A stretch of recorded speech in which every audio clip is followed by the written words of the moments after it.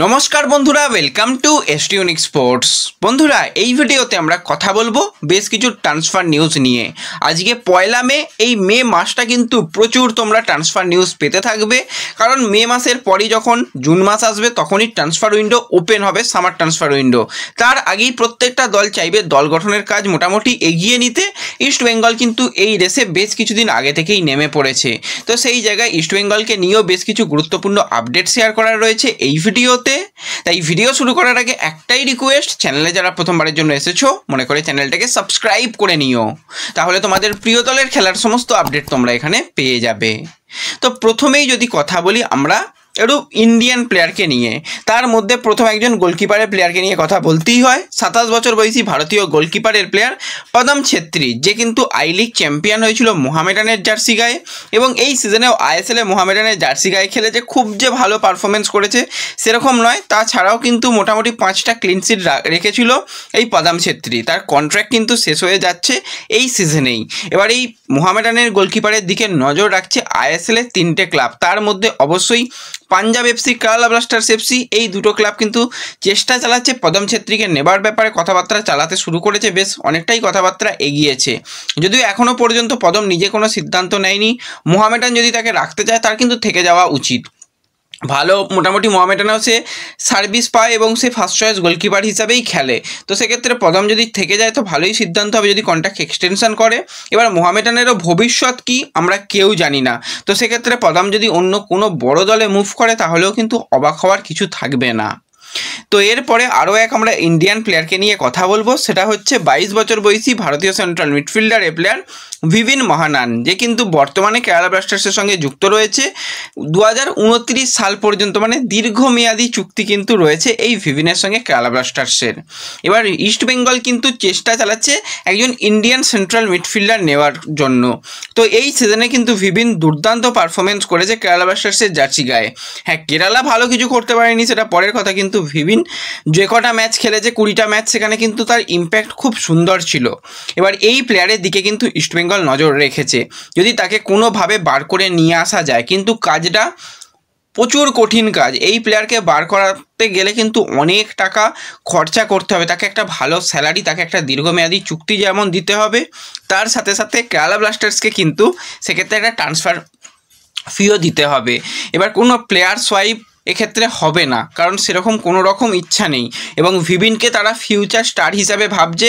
এবং পরবর্তী সময় আমরা দেখেছি কেরালা বেশ কিছু প্লেয়ারকে সেল করেছে, যেমন সাহালের মতন প্লেয়ারকে তৈরি করেছিল, সাহালের মতন প্লেয়ারকে সেল করেছে, জিকসানের মতন প্লেয়ারকে ভালো টাকায় সেল করেছে। তো এই মুহূর্তেই ভিভিনের জন্য অতটা টাকাও হয়তো পাওয়া যাবে না, তো সেক্ষেত্রে তাকে না ছাড়া সম্ভাবনা রয়েছে। কিন্তু ইস্ট বেঙ্গল চেষ্টা চালাচ্ছে, এবং ইস্ট বেঙ্গলের সবসময় নজর থাকে কেরালার কিছু কিছু প্লেয়ারের দিকে, তো সেইভাবেই কিন্তু ইস্ট বেঙ্গল ইনকোয়ারি করছে যে তাকে বার করে আনা যাবে কিনা।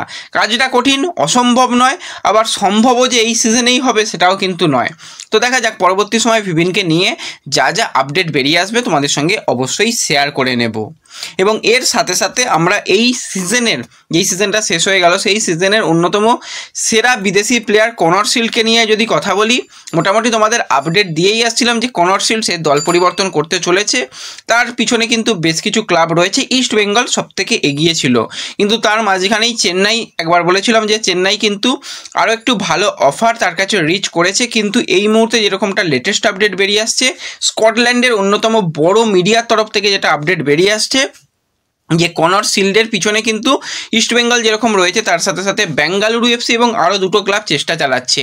কিন্তু এই রেসের মধ্যে ইস্ট বেঙ্গল এবং বেঙ্গালুরু আবার কিন্তু আরও একটা নতুন অফার তার দিকে পাঠিয়েছে, এবং সেই অফারটা কিন্তু মানে খুবই ভালো অফার। তো সেক্ষেত্রে কনর শিল্ড যদি মনে করে সে সেই অফারগুলোতে সাইন করতে পারে, মানে প্রি কন্ট্রাক্ট সাইন যেটাকে বলে, সেটা কিন্তু কমপ্লিট এখনই করে নিতে পারে। তারপর যে সমস্ত মেডিকেল জিনিসগুলো বাকি রয়েছে, বললাম সেই মেডিকেল ইস্যু যদি কোনো থাকে সেগুলোকেও ইস্ট বেঙ্গল ম্যানেজমেন্ট খতিয়ে দেখছে। যদি সেগুলো সব কিছু ঠিকঠাক থাকে তাহলে কিন্তু কনর শিল্ডে লাল হলুদ জার্সি পরে পরের সিজনের নাবাটা শুধুমাত্র সময়ের অপেক্ষা, কথাবার্তা অনেকটা এগিয়ে নিয়েছে। এবার এখান থেকেও অনেক ডিল ভেস্তে যেতেও আমরা আগেও দেখেছি। তো সেক্ষেত্রে যতক্ষণ না প্রি কন্ট্রাক্ট সাইন হলেও তবু একটা ভরসা পাওয়া যায় যে হ্যাঁ প্রি কন্ট্রাক্ট সাইন হয়ে গেছে। তো এই মুহূর্তে যেটা লেটেস্ট আপডেট, যে ইস্ট বেঙ্গল যে অফারটা পাঠিয়েছে দারুণ অফার, এবং বেঙ্গালুরুও ভালো অফার দিয়েছে। দেখা যাক ইস্টবেঙ্গল এবং বেঙ্গালুরু তারাই কিন্তু এই রেসের মধ্যে লিড করছে। তো শেষ পর্যন্ত কোন ক্লাব জেতে, কোন ক্লাবের জার্সি গায়ে এই কর্নার সিল খেলে, সেই দিকে আমাদের অবশ্যই নজর থাকবে। ইস্টবেঙ্গলে এলে তো কোয়ালিটি একটা সাইনিং হবে, কারণ বর্তমানে তার 27 বছর বয়স, তার সাথে 2 সিজনের কন্ট্রাক্ট করা হচ্ছে, 2+1 ইয়ার ডিল। তো সেক্ষেত্রে একটা ঠিকঠাক জায়গাতেই কিন্তু তাকে নেওয়া যাবে।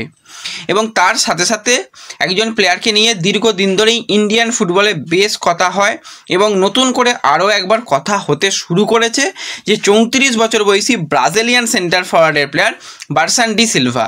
তো বার্সানের খেলা মোটামুটি তোমরা সকলেই জানো, মালয়েশিয়ার ফার্স্ট টায়ার লিগের ক্লাবে হয়ে খেলে। এই সিজনে ব্রিলিয়ান্ট পারফরমেন্স কিন্তু রয়েছে এই বার্সানের। টোটাল কিন্তু এই সিজনে এএফসি চ্যালেঞ্জ লিগ যেটা এলিট, সেখানে 10টা ম্যাচ খেলেছে। এছাড়া মালয়েশিয়া যেটা FA কাপ, সেখানে 5টা ম্যাচ। মালয়েশিয়া সুপার লিগ, তাদের যে লিগ, সেই লিগে 22টা ম্যাচ। টোটাল এই মালয়েশিয়ার দলটার হয়ে এই সিজনে 43টা ম্যাচ খেলেছে। তার নামের পাশে 43টা গোল রয়েছে, 43 ম্যাচে 43 গোল, তার সাথে 10টা অ্যাসিস্ট, মানে 43টা ম্যাচে 53টা গোলের ক্ষেত্রে অবদান রয়েছে এই বার্সান ডি সিলভার। এবং এই এতগুলো ম্যাচে মাত্র 3টে সে ইয়েলো কার্ড দেখেছে। বর্তমানে কিন্তু তার কন্ট্রাক্ট শেষ হয়ে আসছে, মানে আর জাস্ট কটা দিন তাদের লিগও শেষ হয়ে আসছে এবং তার কন্ট্রাক্টও শেষ হয়ে আসছে, এবং সামনের সিজনে সে কিন্তু ইন্ডিয়াতে মুভ করতে পারে, এরকমটাই খবর বেরিয়ে আসছে। তার এজেন্ট কিন্তু বেশ কিছু ইন্ডিয়ান ক্লাবের সঙ্গে কথাবার্তা বলছে তাকে যদি খেলানো যায়। এবার হ্যাঁ, অবশ্যই ভালো প্লেয়ার, বয়স হয়তো একটু বেশি হয়েছে। এর আগেও আমরা অনেক ভালো ভালো প্লেয়ার দেখেছি, তারা বয়সে এসেও দারুণ পারফরমেন্স করেছে। তো ইগার অ্যাঙ্গোলোর কথা অনেকের হয়তো মনে থাকবে, অনেক বয়সে এসেছিল। অ্যাডাম লেফন্ড্রের কথা অনেকের মনে থাকবে, অনেক এজের বয়সে এসেছে। এমনকি বার্থোলিওমে অব্বেচেস, সেও কিন্তু বেশ বয়সেও ভালো পারফরমেন্স করেছে এবং গোল্ডেন বুটও জিতেছিল হায়দ্রাবাদের হয়ে। তো সেক্ষেত্রে বার্সান যে এখনও পরিমাণে ফিটনেস ধরে রেখেছে, এখনও পরিমাণে সে যেই পিক লেভেলে খেলছে, এখন যদি সেই ফর্মটা ধরে নিয়ে এসে ইন্ডিয়ান ফুটবলে খেলে যে কোনো দলের হয়ে, দলের নাম এখনও বলা যাচ্ছে না, কারণ তার এজেন্ট বেশ কিছু ক্লাবের সঙ্গে তো কথাবার্তা চালাচ্ছে। এখনই সেইভাবে যে কোনো ক্লাব কথাবার্তা এগিয়েছে সেটা বলা যাবে না। তো সেক্ষেত্রে তার যে রিসেন্ট ফর্মটা যদি সে নিয়ে এসে যদি ইন্ডিয়ান ফুটবলে খেলে, মানে সেরা ফুটবল খেলতে পারবে। এবার ইন্ডিয়াতে এসেও অনেক ভালো ভালো প্লেয়ার তারা হারিয়ে গেছে দেখেছি, আবার অনেক আনকোরা প্লেয়ার তারা কিন্তু দারুণ পারফরমেন্স করেছে, সেটাও দেখেছি। তো লাস্ট ইয়ার তোমাদের মনে থাকবে যখন ডিমির সাইনিংটা হয়নি, তার আগে কিন্তু ইস্টবেঙ্গল এই বার্সানের দিকে নজর রেখেছিল, কিন্তু তখন কন্ট্রাক্টেড প্লেয়ার ছিল। সে চাইছিল যে দীর্ঘদিন যেহেতু এই ক্লাবে খেলছি, সে কন্ট্রাক্ট কোনোরকমভাবে টার্মিনেট করে বা সে আসতে চাইছিল না। কিন্তু এই বছরে যার কন্ট্রাক্ট শেষ হয়ে আসছে বলেই কিন্তু সে চাইছে যে হ্যাঁ, দল পরিবর্তন করে নেওয়া যাক। তো ইস্টবেঙ্গলও অপশান হিসাবে ভাবতে পারে যে হ্যাঁ, ফার্স্ট চয়েস হিসাবে যদি ডিমি থাকে, তো সেকেন্ড চয়েস হিসাবে কিন্তু বার্সান ডি সিলভা খারাপ অপশান নয়। কিন্তু ইস্টবেঙ্গলের নজরেও বেশ কিছু বড় মানের প্লেয়ার রয়েছে। আর হ্যাঁ, বার্সানের মার্কেট ভ্যালু কিন্তু বর্তমানে 3 কোটি টাকার কাছাকাছি, খুব একটা বেশি নয়। তো সেটা মোটামুটি যে কোনো ক্লাবই এফোর্ড করতে পারবে। তো ব্যাস, এই ভিডিওতে এই কয়েকটাই ছোট্ট আপডেট তোমাদের সঙ্গে শেয়ার করার ছিল। ভিডিও ভালো লাগলে লাইক শেয়ার করে দিও, চ্যানেলে প্রথমবারের জন্য এলে চ্যানেল সাবস্ক্রাইব করে নিও। তো দেখা হবে পরবর্তী ভিডিওতে, ধন্যবাদ।